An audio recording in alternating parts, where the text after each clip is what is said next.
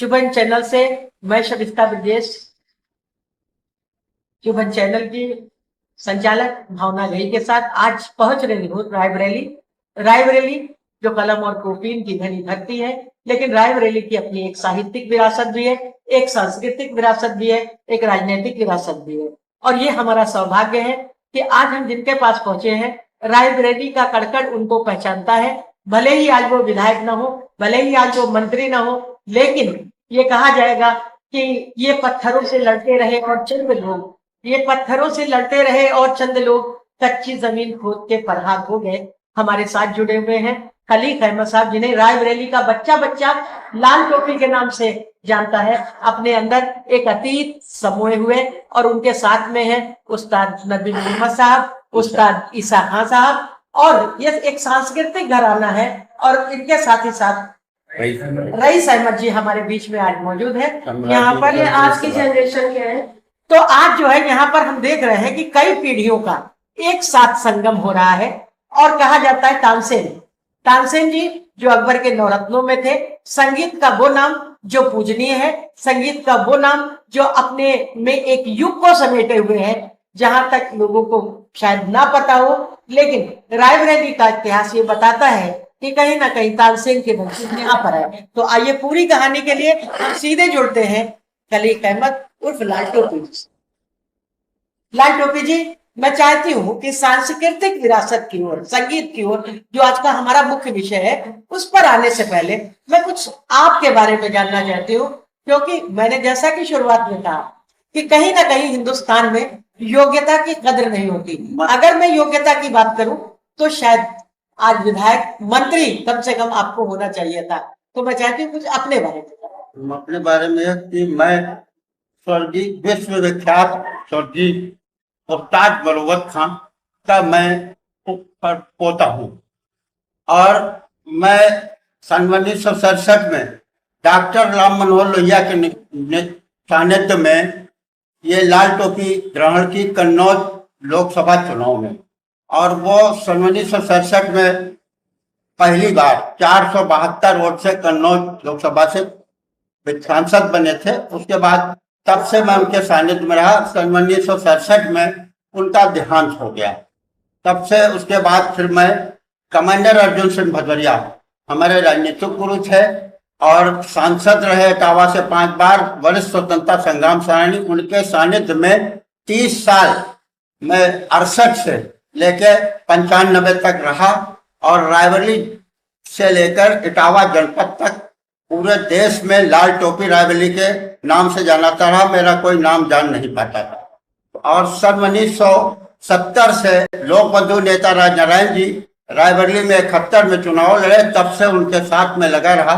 1974 में लोकनायक जयप्रकाश नारायण जी का एक अमृत महोत्सव समिति चली, उसका मैं संयोजक रायबरेली जनपद का रहा। उसके बाद फिर मैं ये तमाम नेताओं के साथ, हमारे मोरारजी भाई देसाई 77 में प्रधानमंत्री बने, चंद्रशेखर जी बने, और आपके वो इनका क्या नाम, वो चौधरी चरण सिंह साहब बने, वो किसान मजदूर नेता थे देश के। और राजा वीपी सिंह के साथ 14 दिन पैदल यात्रा करके मैंने जनता दल बनाया और फतेहपुर से सांसद बना के प्रधानमंत्री बनाने का कार्य किया। 67 से 84 तक रायबरेली में भारत की प्रधानमंत्री को एक अकेले मात्र मैं आदमी था जो अपने साथियों के साथ काला झंडा दिखा करके सैकड़ों बार मेरी गिरफ्तारी हुई। और इस योगदान को देश ने पूरा देखा। उस जमाने में चैनल वगैरह नहीं हुआ करते थे, रेडियो में समाचार आता था कि लाल टोपी रायबरेली ने भारत के प्रधानमंत्री इंदिरा गांधी को काला झंडा दिखाकर विरोध प्रदर्शन किया। और सन 1980 में जनेश्वर मिश्रा जी को मैंने यहाँ चुनाव लड़ाया। 1980 में राजमाता सिंधिया के ग्वालियर स्टेट जा करके उनको रायबरेली जनता पार्टी के चुनाव निशान हलदर किसान से राजमाता सिंधिया को इंदिरा जी के खिलाफ चुनाव लड़ाने का चंदापुर कोठी से कार्यक्रम मैंने किया।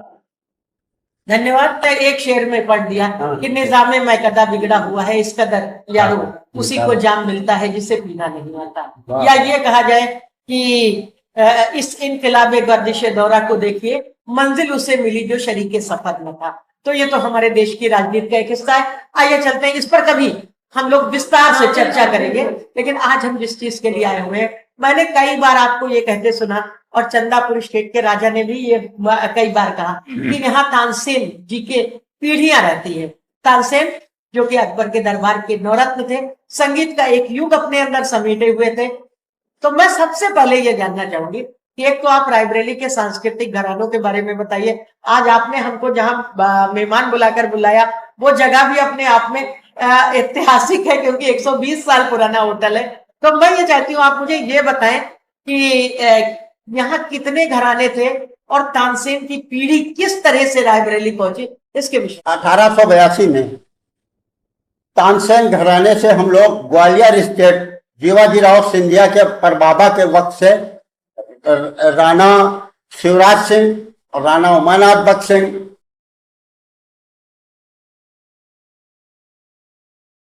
दो भाई थे। तो बड़े वो थे, मतलब वो खजूर गांव रियासत में डाकखाने के बड़े बाबू थे। और दूसरे बाबा हमारे थे उस्ताद मरवत खां, जो कि विश्व विख्यात संगीतकार थे। और सन 1934 में हमारे बाबा के शागिर्द 7 साल जगमोहन सिंह चंदापुर जी की चंद्रशूर सिंह, जो हमारे अपने हिंदुस्तान के डायरेक्टर बताते थे, मैं नहीं जानता उनको। और अमीनाबाद के यूसुफ खां सितारिया, 2 लोगों ने हमारे उस्ताद मरवत खां की 7 साल शागिर्दी की। और सन 34 में 1 महीने के लिए चंदापुर रियासत में बिस्मिल्लाह खां साहब विश्व विख्यात शहनाई वादक चंदापुर में हमारे दादा के साथ कयाम किया। और 1944 में हरि सिंह को हमारे दादा और राजा चंचूर सिंह को बुलाया था वहां कश्मीर में। 1 महीना वहां लोग रहे हम लोग। तो 82 से हम लोग 1882 से रहे। और एक परिवार खजूरगांव रियासत के बाहर 4 बीघे का मेरा मकान था, और 4-5 बीघा का चंदापुर रियासत के बगल में उस्ताद मरवत खां था। और दुनिया जमाने के लोग उस्ताद मरवत खां से तालीम संगीत की हासिल करने आए थे। तो उस्ताद मरवत खां जो आप कह रहे हैं वो तानसेन जी, तानसेन घराने, हमारा घराना तानसेन ग्वालियर से आए थे 1882 में हम लोग। 1800। अब हमारे वर्तमान समय में हमारे बाबा के 3 लड़के थे, मोहम्मद यूनुस खां जुग्गल मास्टर, उनके लड़के ये उस्ताद इजाज खां है, जानी लीवर और राजू श्रीवास्तव, वो इनके शागिर्द थे। और ये 20 साल गुलाम मुस्तफा खां के शागिर्द रहे मुंबई में। तमाम फिल्मी हस्तियों के साथ काम किया। सर, मुझे राजा हर्षेंद्र सिंह जी चंदापुर के राजा जिनकी सेठ से आप लोग हो, उन्होंने मुझे बताया कि शायद HMV जो पहली हेड मास्टर वॉइस का रिकॉर्डिंग उस्ताद मरवत का, मगर उसकी आज तक रॉयल्टी हमारे परिवार को नहीं मिली। बाबा ने रिकॉर्डिंग की थी, मगर कोई रॉयल्टी आज तक और किसी भी देश की सरकार ने उस्ताद मरवत के परिवारजनों को न उनके तरफ देखा नहीं। और सर, मैं ये भी कहना चाहूंगी कि जब आप लोगों से एक संवाद करने की हमारी बात हुई, तो मैंने गूगल पर थोड़ा सर्च किया, तो मुझे कहीं भी रायबरेली चंदापुर कोई नाम नहीं नजर आया। वो इसलिए कि उस जमाने में इलेक्ट्रॉनिक मीडिया नहीं होता था, रेडियो में थोड़ा सा आता था, रेडियो में थोड़ा आता था वहां से। प्रयाग संगीत समिति है। आप तबला वादक हैं, हारमोनियम वादक हैं, और स्कूल में अध्यापक। मैं एक प्रश्न यहाँ पर आपसे करना चाहती हूँ भावना जी, और मैं सोचती हूँ कि ये प्रश्न बहुत जरूरी है, क्योंकि कहीं ना कहीं ये आरोप लगते रहे हैं कि मतलब बार बार जो है ये कि टीवी पर दिखा दिया कि इस्लाम में म्यूजिक नहीं है, इस्लाम में ये नहीं है, इस्लाम में वो नहीं, मतलब कुल मिलाकर कहीं ना कहीं इस्लाम को कटघरे में खड़ा किया गया। लेकिन अगर संगीत की तारीख उठाकर देखी जाए तो हर जगह वादक हो चाहे गायक, मुसलमानों का बराबर प्रतिनिधित्व रहा है। हम सिर्फ आपसे ये जानना चाहते हैं कि तमाम टीवी चैनल ये कहते हैं कि हम मौसीकी हमारे यहाँ हराम है, तो क्या आपको कभी किसी ने नहीं रोका? आप तो बहुत इतने मुरव्वत साहब एक सदी गुजर गई। तानसेन थे ब्राह्मण, बाद में हम लोग ब्राह्मण बनने के बाद भी हम ये जानना चाहेंगे कि आपने संगीत पर बाकर किया, तो क्या कभी आपको ऐसी स्थिति का सामना करना पड़ा कि आपका समाज ने विरोध किया हो, या सिर्फ ये टीवी समय बदल गया? विरोध किसी ने नहीं किया, कभी विरोध नहीं किया, ये ऐसा नहीं। अभी ये इसी समय पे है माना जाएगा, और खास तौर से तब जबकि इस तरह के आरोप किसी कम्युनिटी पर लग रहे हो जी, जी। तो जरूरी है हाँ। कि ये बताया जाए कि नहीं, कम्युनिटी नहीं होती, चंद वो जो टीवी पर गुमराह करने वाले लोगों को कलाकार की कोई होते जाति हैं। धर्म नहीं जी, होता है। नहीं, कलाकार कभी की रोका कोई नहीं गया हमको है ना, कि संगीत कभी से। संगीत किसी से- ने नहीं रोका। जी, गलत। कभी नहीं, बस किसी जी, ने बस नहीं। हम ये जानना चाहते हैं। किसी ने नहीं रोका। अब आप अपने बारे में आप सभी जानना चाहते तो हैं। हमको म्यूजिक का जो भी है अपने प्राइवेट स्कूलों में अपने करते रहते, जब हमको जरूरत होती है तो हम जाते हैं, अपना गायन से वादन से जो भी जरूरत होती है वैसा स्कूल पे करते हैं, और जो उसके पारिश्रमिक मिलता है अपने घर का खर्चा कराते अच्छा, एक बात और मगर किसी भी सरकार ने कांग्रेस से लेके तमाम, एक दिन राजा वीपी सिंह से, प्राइम मिनिस्टर से मैंने कहा कि राजा तुम प्रधानमंत्री, तुमको 14 दिन पैदल यात्रा करके बनाया, तुमने हमारे लिए कुछ नहीं किया। और उसके बाद वो बेचारे प्रधानमंत्री से हट गए तो क्या कर देते। यही प्रश्न चंद्रशेखर जी के साथ। भारत यात्रा मैंने की, भारत यात्रा की चंद्रशेखर, 4 प्रधानमंत्री, मोरारजी देसाई, चौधरी चरण सिंह, चंद्रशेखर भी थे। शाहिद मंजूर एक ऐसे मंत्री थे समाजवादी पार्टी के, 20 साल से किठौर विधानसभा उनके चुनाव में मोटरसाइकिल से भ्रमण करता था। उन्होंने मुझको उत्तर प्रदेश श्रम सलाहकार समिति का पहली बार सदस्य बनाया और 3 महीने बाद भारतीय जनता पार्टी सरकार आकर के मुझको बर्खास्त किया। कुल मिलाकर कहीं ना कहीं आप होकर जो राजनीतिक दोहन हुआ, तो चलिए हम अपने विषय से न मैं आपके बारे में भी जानना चाहूँ, कुछ अस्वस्थ लग रहे हैं ये। हाँ, आप बताएं, आप अपने बारे में आप बता बताएं। दें उनके बारे में, अगर वो ना कह किन किन सकें। के साथ तबीयत सही नहीं है। तबियत सही नहीं, आप लोग बता दें हाँ तो इनके बता तो लिए। रहा हूँ, इनसे जानी लीवा उन्हें उनके भी शायद साजिद थे, आपने राजू बता- श्रीवास्तव हाँ थे जी। और गुलाम मुस्तफा का के साजिद गए 20 साल। गुलाम अभी मुस्तफा खां अभी के बड़े साथ वाद 30 साल मिला। रहे हैं, पूरी दुनिया घूमा हूँ। और 22 उनका मुल्कों की शागिर्द यात्रा रहा किया हूँ। हूँ संगीत। 22 कुमार सानू और जितने भी मीनाक्षी सिसागे और ये जितने भी विनोद राठौर और जितने भी भरत जोशी, जितने भी है अपकमिंग, सबको सिखाया है, मैंने तैयार किया है। देखिए, कहीं ना कहीं चेहरे का दर्द सबके दिख रहा है। जी सबके चेहरे पर दिख रहा है, और खास तौर से आप, जो कि कहना चाहिए कि फिल्म सिटी में रह कर आएंगे। और सैफई परिवार पहले आप ये सैफई परिवार के चलते देने अभी वो- संगीत वो- में वो- सर, आज हम संगीत के ऊपर ही आज हम बात संगीत के, फिर हम सैफई से लेकर और राजीव गांधी, इंदिरा गांधी जी तक और मोदी जी तक जाएंगे। आज सिर्फ संगीतकार की वेदना होगी, एक राजनेता की वेदना नहीं होगी। क्योंकि तानसेन को तो हम लोग शायद, मेरे ख्याल से हाई, मेरी माँ ने संगीत की उच्च शिक्षा प्राप्त की थी। तानसेन और वैजू बाबा, इन लोग के नाम ही सब जगह के कोर्स और यहाँ सूर साहब कलेक्टर थे, वो किताब में बैराग हो गए, हमारे बाबा के शागिर्द रहे या कलेक्टर सन। और जिन तानसेन ने राग रागिनियों की रचना की, उन तानसेन का आज ये यहाँ पर तो उनका कोई म्यूजियम या कुछ ऐसा होना चाहिए। सन 38 में बैरागी हो गए सितार में। एक बात जो है जो बहुत भावना जी, एक सोचने का विषय ये है कि वो गायन, वो आपके मोहब्बत अली खान साहब जैसे गायन था उनका, ठीक है, तो देखिए कहीं ना कहीं इतिहास संजो कर रखने की जिम्मेदारी हमारी भी है। कहीं ना कहीं रायबरेली के लोगों ने उसकी चूक किया। अगर राजतंत्र में हमारे पास ऐसे चीजें मौजूद थे तो यहाँ के राजनेताओं को, यहाँ के राजाओं को उनका नाम आगे लाना चाहिए।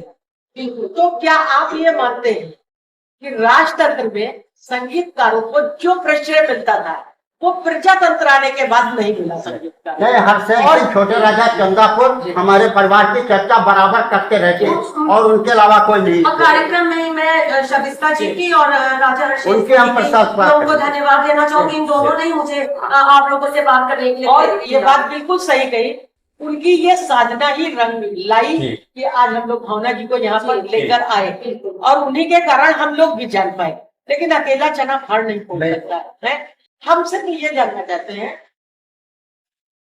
कि मेरे विचार से, हाँ, मैं सोचती हूँ कि रईस जी, जो जी, भी रईस- इस टीवी का प्रतिनिधित्व करते हैं, इनका भी हमें ये सम्राट म्यूजिकल ग्रुप चलाते हैं, जागरण, साईं भजन और भागवत करते हैं, वृंदावन लखनऊ। आप एक कहना चाहिए शास्त्रीय संगीत घराने से, बहुत ही मशहूर और मारूफ घराने से ताल्लुक रखते हैं, कि शास्त्रीय संगीत को अपना व्यवसाय ना बनाकर आपने आज के ऑर्केस्ट्रा को अपना व्यवसाय क्यों बनाया? क्योंकि हम जानते हैं कि एक संगीतकार जो इतने बड़े घराने से ताल्लुक रखता हो, अचानक उसे आज की भौतिकवादी संगीत में का सहारा लेना पड़े जीविकोपार्जन के लिए, इससे बड़ा दुखद क्षण उसके लिए कुछ नहीं होगा। तो हम ये जानना चाहते हैं कि आपको ये लगा कि रायबरेली में शास्त्रीय संगीत का कोई भविष्य नहीं? 2003 से मैंने शुरुआत किया और मुझको हो गया होगा करीब 25-30 साल हो गया, 25-30 साल हो गया कार्यक्रम करते हुए। मैंने 2003 में अपना ग्रुप खोला और करता रहा, इसी को राइजअप करता रहा। सम्राट म्यूजिकल ग्रुप में चलाता हूँ लखनऊ से, वृंदावन कॉलोनी से, सेक्टर 5B, और इसी को करते रहा। लेकिन आज के समय में रोजगार इतना है नहीं, बस किसी तरीके काम चल रहा है, लेकिन जैसे चल रहा आप जानती हैं, पब्लिक की सोच भी दूसरी हो गई और है। मेंटेलिटी आदमी भी बदलती चली जा रही है, कैसे क्या है, रोजगार है नहीं, बस किसी तरीके चल रहा है। और म्यूजिक परिवार से हो तो म्यूजिक का काम करूँगा। अच्छा, क्या पाते हैं कल के संगीत में और आज के संगीत में? भाई परिवर्तन तो बहुत होता है शास्त्रीय संगीत में और इसमें म्यूजिक में, तो फर्क तो होता ही होता है। हमने शास्त्रीय संगीत खैर सीखा नहीं, लेकिन चाचा वगैरह थोड़ा बहुत बताते हैं, वो जान लेते हैं। बाकी लोगों के साथ जाते रहे, सीखते रहे, करते रहे, और इसी तरीके अभ्यास चलता रहा म्यूजिक का। भागवत व्याकरण अच्छा, एक बात तो ये मानना पड़ेगा भावना जी कि जहाँ जैसे बनारस घराना हुआ, ठीक है, और तमाम घराने जो है वो हाईलाइट हुए, वही तानसेन घराना जो था वो कहीं ना कहीं लुप्त हो गया। तो जबकि शायद सबसे बड़ा नाम है तानसेन का। संगीत का सबसे बड़ा नाम है, और कहीं इसमें रायबरेली के नेताओं से भी चूक हुई, कहीं इसमें रायबरेली के लोगों से भी चूक हुई कि इतनी बड़ी धरोहर अचानक हमारे पास आई, लेकिन हम उसको संजो कर रहे हैं। हरसेन सिंह चंदापुर के अलावा किसी दुनिया में नाम नहीं लिया। हरसेन सिंह चंदापुर के अलावा किसी ने नाम नहीं लिया। ये इन लोगों का दर्द है। और हरसेन सिंह ने तो खैर हमारे परिवार का नाम भी लिया, उनकी एक कोशिश रही है। और हमारे ख्याल से कि चंदापुर स्टेट में भी जो है आप लोगों को जब तक राजतंत्र था उसने पूरा प्रेशर दिया। नहीं, 100 बीघा जमीन दी, मकान दिया, 2-2 3 मकान दिया कि चंदापुर लोग स्टेट के राजाओं ने किया, लेकिन उसके बाद वो कोई राजनेता नहीं था कि वो कर सकते थे। वो बेचारे बोल ही सकते थे, वो बोल रहे थे, या ये कहते थे नक्का खाने में तूती की तरह। जी, शायद जो है बंद पड़े पर्दे किसी के भागवत करते हैं, जागरण करते हैं, इतनी बड़ी बात भागवत करना। अब एक बात ये तो मतलब धार्मिक और सांप्रदायिक सौहार्द की बात। और दूसरी बात भावना जी, एक बात और भी कहेंगे कि जहाँ मतलब मीडिया अगर एक कोई बोलता है कि वंदे मातरम नहीं कहना चाहिए, ये नहीं कहना चाहिए, तो मुसलमानों को तुरंत टारगेट कर देता है। लेकिन क्या मीडिया का ये नैतिक कर्तव्य नहीं होता कि वो देखें कि रईस खान जैसे लोग कितने हैं जो भागवत भी कर रहे हैं, भजन भी कर रहे हैं? तो ये जो दूषित माहौल प्रदूषित किया जा रहा है, सुंदरकांड और स्वयं सुंदरकांड भी करते हैं, तो उनको जमीन पर मीडिया को आकर देखना चाहिए। देखिए, कोई संगीतकार क्या कर रहा है? देखिए सविता जी, कलाकार की पहली बात तो कोई जात नहीं होती है। हर धर्म में हर जगह जाके म्यूजिक अपना काम करता है, देता है। और अगर लोग भावनाओं को उल्टा सीधा किसी को कुछ कहे तो ये गलत चीज है, ये होनी नहीं चाहिए। जी, बहुत अच्छा संदेश आपने दिया, और हम यही चाहेंगे कि सांप्रदायिक सौहार्द की जो मिसाल है बनाने का काम किया हम लोगों ने। जी, बनाने का काम किया। और मैं भावना जी, आप सरकार से जो है जो कहना चाहती हैं बोले। कि नहीं, बस मैं तो ये कहना चाहूंगी कि जब मुझे आपने बताया कि यहाँ पर तानसेन घराने के लोग हैं और उसके बाद राजा हरसेन जी से आपने मुझे मिलवाया, तो उसके बाद मैं तो हैरान हो गई। मुझे लगा कि ये लोग बहुत जानी मानी हस्ती होंगे, इनसे तो इंटरव्यू लेने के लिए बहुत सारे लोग आते होंगे या इनको कुछ राजनीतिक प्रेशर होगा। लेकिन जब मैंने ये हाल देखा, मतलब मुझसे सहा नहीं जा रहा है देखकर इन लोगों का दर्द, तो मुझे एहसास हुआ। जब मैंने मेरे बहुत सारे श्रोता कर्नाटक, कश्मीर इन सब राज्यों से जुड़े हैं, तो कर्नाटक संगीत का भी बहुत नाम है पूरी दुनिया में, और वहां पर वो लोग बहुत उसकी उत्थान के लिए बहुत कुछ करते हैं कर्नाटक संगीत में। लोगों के सबके प्रोत्साहन से हमने ये कार्यक्रम किया।